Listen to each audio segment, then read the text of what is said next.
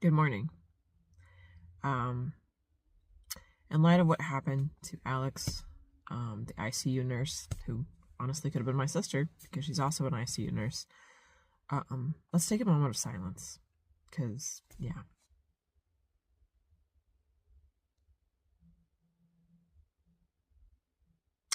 Yeah, so what happened to Alex was awful. It breaks my heart. um, Especially because he's an ICU nurse, my sister's an ICU nurse.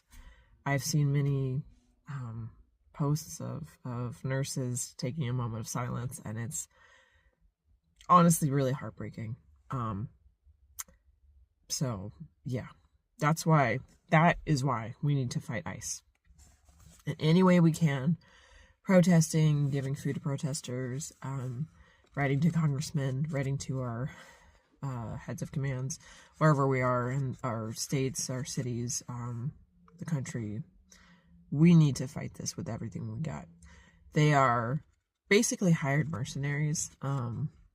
They are not officers of the law. They are not cops. They are not police officers. You do not need to and should not follow what they are telling you because they are operating illegally.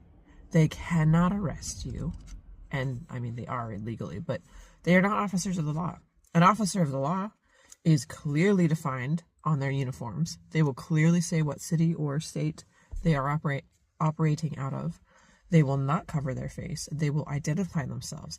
If an ICE officer approaches you, some unmarked fan, unmarked person with their face covered, they are not an officer of the law, and you need to say, I'm a citizen of the U.S. And I was told of this recently. If you have a red card, say, I have a red card. I don't know what that is, but it was something someone told me recently to say. But yeah, explain that you're a U.S. citizen and then don't say anything else. And then I guess they give you a phone call, I guess. I'm not really sure. And so the first thing you should do is call your lawyer. Get a really good immigration lawyer. But yeah.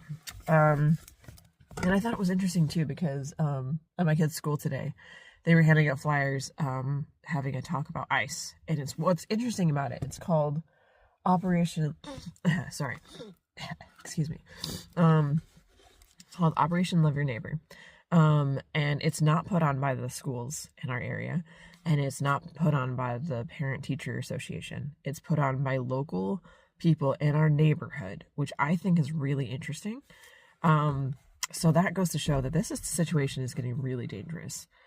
So the devotional for today.